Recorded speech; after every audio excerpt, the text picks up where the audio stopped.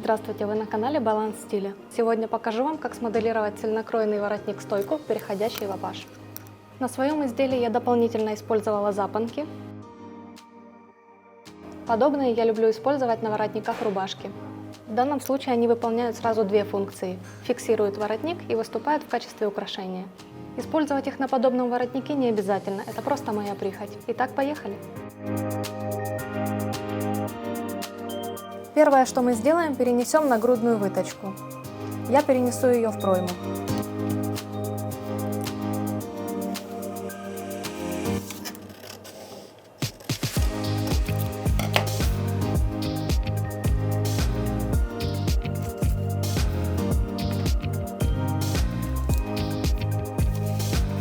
Слегка корректируем линию плеча.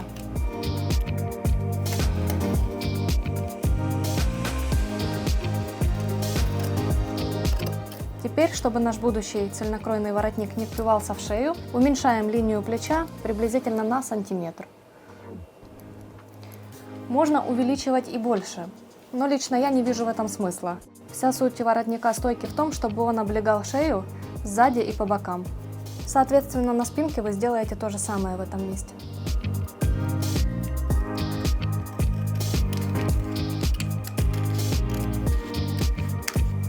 С коррекцией выкройки основы мы закончили, теперь переносим ее на бумагу. Теперь от вот этой точки начинаем строить воротник. Проводим линию, она должна быть перпендикулярна нашей линии плеча.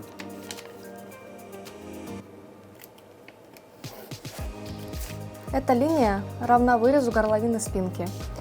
Я знаю, что моя горловина спинки после коррекции увеличивается на сантиметр даже с учетом изгиба горловины. Но вы обязательно перемеряйте перед тем, как строить вот эту линию. Линия будет равна 9.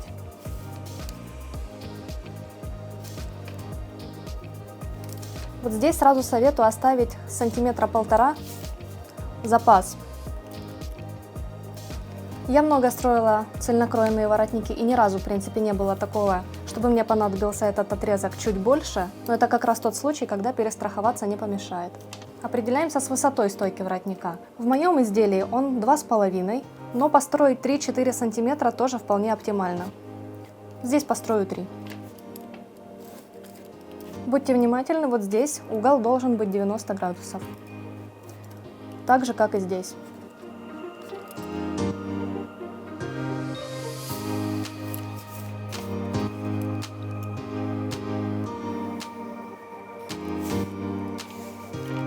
Теперь определяем ширину полузаноса. Я оставлю 1,5 сантиметра. В моем изделии я не оставляла полузанос, но здесь покажу вам, как строить выкройку с учетом полузаноса.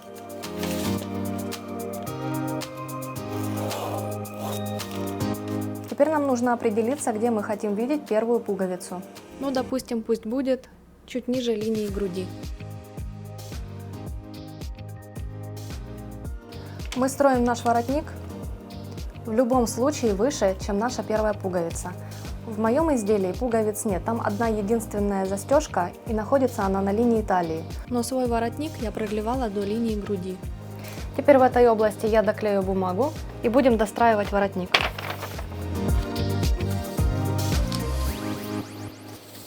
Я буду строить воротник вот до этой точки.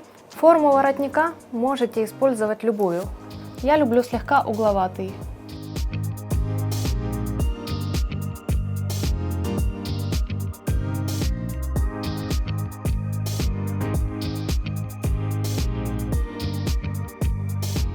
Вот здесь линию можно немного продлить.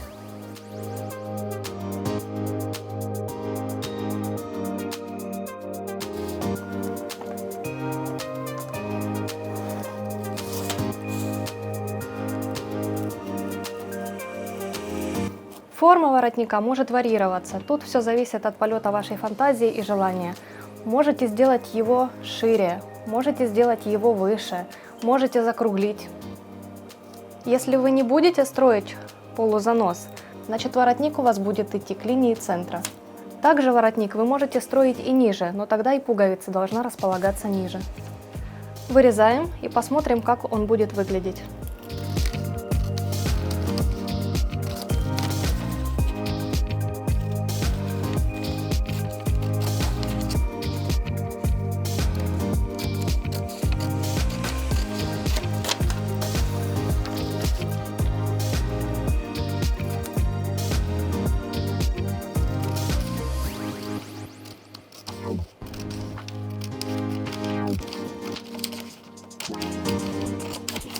Итак, вот эта часть у нас будет уходить на спинку. А наш воротник-апаш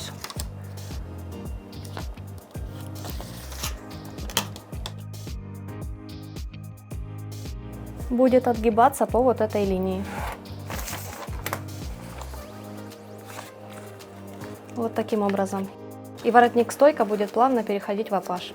Смотрите, нравится ли вам такой вариант. Если нет, можете продолжать корректировать его, можете его уменьшать, добавлять бумагу, соответственно увеличивать воротник. Когда придете к варианту, который вам идеально подходит, тогда переходите к выкраиванию. Как видите, выточка нам бы здесь особо не мешала, мы могли ее не переносить. Но, по-моему, такой вариант смотрится органичнее. В одном из следующих видео я покажу, как сшить и обработать цельнокроенный воротник.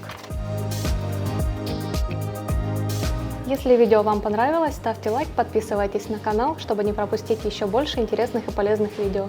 И будьте стильными!